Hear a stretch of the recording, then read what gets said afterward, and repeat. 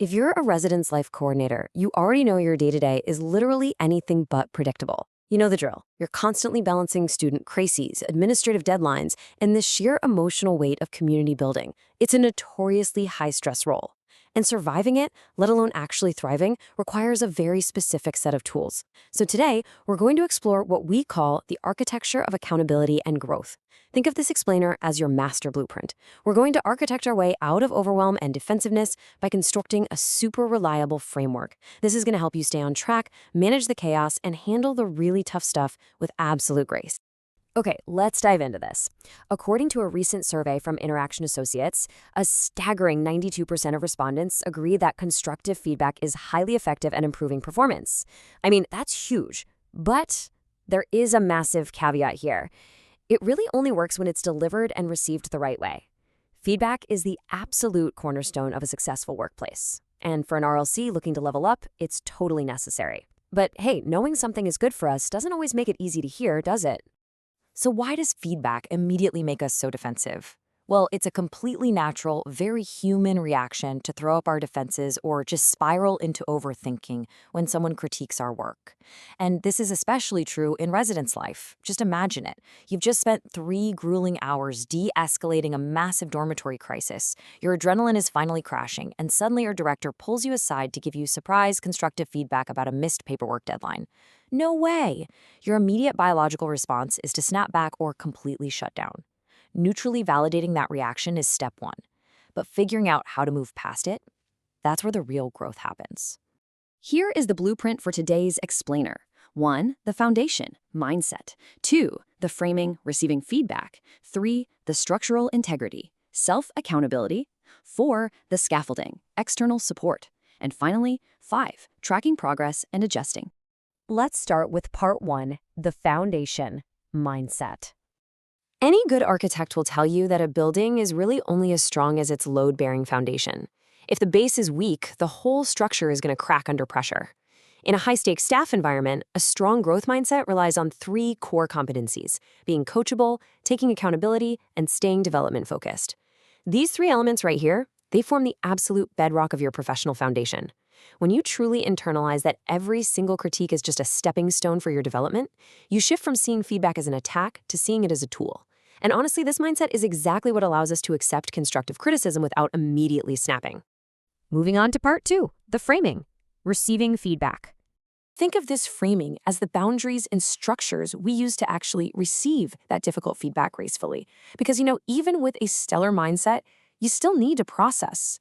There are 3 primary strategies for taking constructive feedback like a pro. Confirm you are ready, ask questions, and take a beat and process. Step 1 is absolutely crucial. Confirm you're actually ready to receive it. Let's be real. Sometimes you are simply not in the right headspace. If you're completely swamped or maybe dealing with a personal issue, it is entirely okay to tell your director, I really want to hear this, but I'm just not in the right headspace today. Can we discuss this tomorrow morning? That's perfectly fine, provided you don't continually put it off. Now let's look a little closer at steps 2 and 3. So the real trick in step 2 is knowing exactly how to ask questions without sounding defensive. This is a game changer when feedback is super vague. Let's say someone tells you, you're behind on deadlines and it's affecting the team. Okay, but that's not actionable at all. Instead of getting upset, use a facilitation tool called reflecting. You simply say, I hear what you're saying. Can I repeat back what I'm hearing to make sure I understand? This instantly neutralizes the tension. It clarifies the core issue, and it gently forces the person giving the feedback to provide specific, actionable details. And then there's step 3. Taking a beat. For a lot of us, our immediate reaction to off-guard feedback is to just speak without thinking. But you can stop that defensive reflex in its tracks by using this exact script. I need a second to process this. I really can't emphasize the power of taking a beat enough. It does not show weakness. Actually, scratch that. It shows the exact opposite. It shows your leadership, that you're taking their feedback seriously enough to deeply consider it before you respond. Let's move into part 3, the structural integrity, self-accountability. These are the daily habits of self-accountability that keep the RLC's house from totally collapsing under the sheer weight and unpredictability of student crises. The secret weapon here, especially when you are completely stressed out, is mastering microscopic tasks. Overwhelm absolutely kills follow-through. It just does. But when you break a large, daunting task down into a tiny 10-minute action, you give your brain a quick dopamine hit of completion. And here's a pro tip for you. Physically handwrite these tiny goals down. The actual physical act of handwriting cements them in your brain and removes all the ambiguity about what you need to do next. And this brilliantly illustrates the exact difference. Compare a highly overwhelming task like planning a massive semester-long resident event to a microscopic 10-minute action, just calling to book the catering. Seeing this contrast proves exactly how breaking down a massive project cures that dreaded task paralysis. It's totally doable now. But hey, what if you still can't bring yourself to start? That is where the timer rule comes to the rescue. You simply commit to working on an avoided task for just 5 minutes. Set a timer on your phone. Getting started is very often the hardest hurdle to overcome. By lowering the barrier to entry to a mere 5 minutes, you instantly break the avoidance cycle. More often than not, you know what happens? Once that timer goes off, you'll find you actually have the momentum to just keep going. A huge part of structural integrity is learning to remove what we call internal negotiation. You have to stop asking yourself, do I feel like doing this task right now? Because let's be honest, the answer is usually no. Instead, treat the appointments and blocks of time you set for yourself with the exact same weight and respect you'd give to a specialist doctor's appointment. You wouldn't just skip a doctor's appointment because you didn't feel like it, right?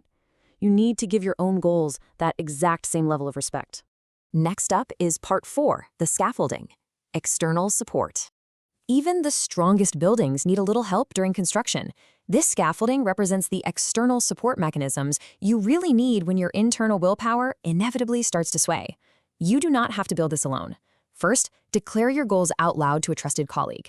The psychological fear of letting someone else down is an incredibly powerful motivator for consistency. Second, establish weekly check-ins with an accountability partner to review what you achieved and set targets for the next 7 days. And finally, consider investing in a coach or joining a dedicated professional community. Surrounding yourself with like-minded people dramatically increases your commitment to the whole process. And finally, part 5, tracking progress and adjusting. This is the maintenance phase of our architectural blueprint, which ensures the long-term stability and growth of everything you've just built. To maintain this architecture, you need to track your progress visually, using a habit tracker or a calendar app. Honestly, seeing a visual streak of your consistency works absolute wonders. Next, make sure you're setting small rewards for hitting your milestones to reinforce that positive behavior. And most importantly, practice self-compassion. If you stumble or consistently fail to follow through on a specific goal, don't use it as an excuse to quit the whole system. Reflect on it and adjust the goal to be a bit more realistic. By combining a solid mindset for receiving feedback with the daily habits of microscopic tasks and external accountability, you're creating a career structure that is practically unbreakable. So, I want to leave you with this final provocative thought. What internal negotiations do you need to stop having with yourself today? Thank you so much for joining me to build this architecture of accountability. Go take those microscopic habits, use that 5-minute timer, and start applying this blueprint to your role right now.